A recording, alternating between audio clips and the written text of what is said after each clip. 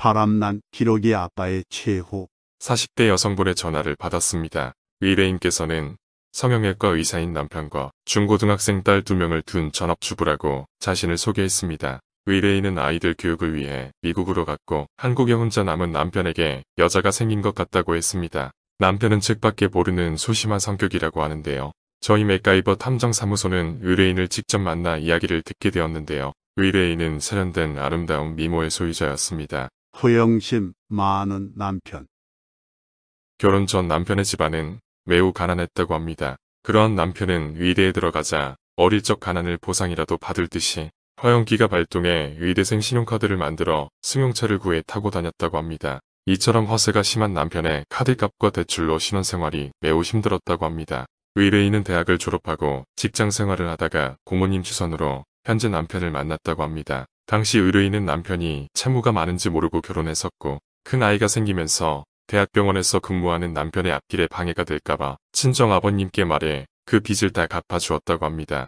당시에는 큰 금액이었고 어려운 상황에서도 친정아버님이 개인 병원까지 차려주었다고 합니다. 힘든 유학 생활. 의뢰인은 아이들의 유학을 위해 함께 미국으로 갔다고 합니다. 일부 사람들은 아이들이 해외 유학을 가면 함께 가서 관광하며 편안하게 지내고 온다지만 의뢰인에게는 매우 힘든 시간이었다고 합니다. 남편은 휴가를 내어 미국에 오곤 했었는데 점점 연락이 뜸해지고 한국에서 여러 모임 등을 핑계로 전화 연락을 받지 않기 시작했습니다. 이를 수상하게 여긴 의뢰인은 한국으로 왔는데요. 공항에서 의뢰인을 만난 남편은 본인의 스케줄을 줄줄이 이야기하면서 앞으로 굉장히 바쁘게 생활할 것이라고 말했습니다. 의뢰인의 간곡한 호소.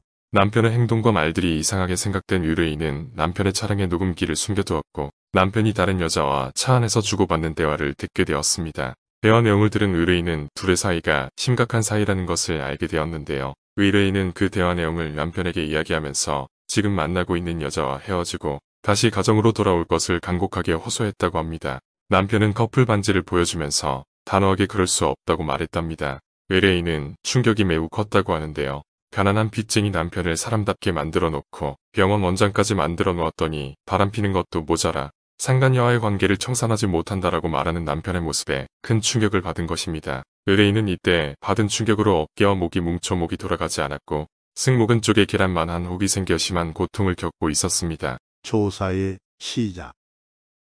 걔도 자기한테 잘한 주인은 알아보는 법인데 하물며 사람의 탈을 쓰고 어떻게 이런 행동을 하는지 선뜻 이해가 되지 않았습니다. 뛰어난 머리로 의사면허를 따고 더러운 손으로 선량한 시민들에게 의술을 펼치고 있는 양의 탈을 쓴 늑대.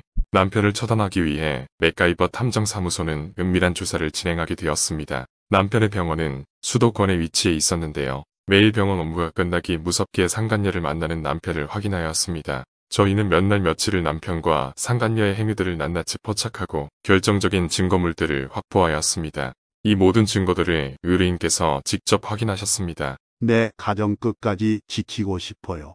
의뢰인은 남편에게 간통으로 고소하기 전 마지막으로 상간녀와 정리하고 가정으로 돌아와 달라고 이야기했다고 합니다. 하지만 남편은 들은 채도 하지 않고 오히려 그동안 살아오면서 섭섭했던 이야기를 하면서 의뢰인이 잘못했기에 이렇게 된 것이라며 자기의 행동들을 합리화하기 급급했다고 합니다. 의뢰인은 여러 번 기회를 주었지만 어리석은 남편은 끝내 가정을 거부했습니다. 파렴치한 기러기 아빠 그의 마지막. 의뢰인은 친정아버지의 도움을 받아 유능한 변호사를 선임하여 간통고소, 이혼소송, 상간녀이자료 청구 소송을 동시에 진행하였습니다. 남편은 상간녀가 대단한 재력가인 줄 알고 파렴치하게 본인의 가정을 버렸다고 하는데요. 알고 보니 상간녀는 이미 재혼한 여자로 재력가가 아니었습니다. 대박인 줄 알고 잡았던 동아줄이 썩은 동아줄이었던 거죠.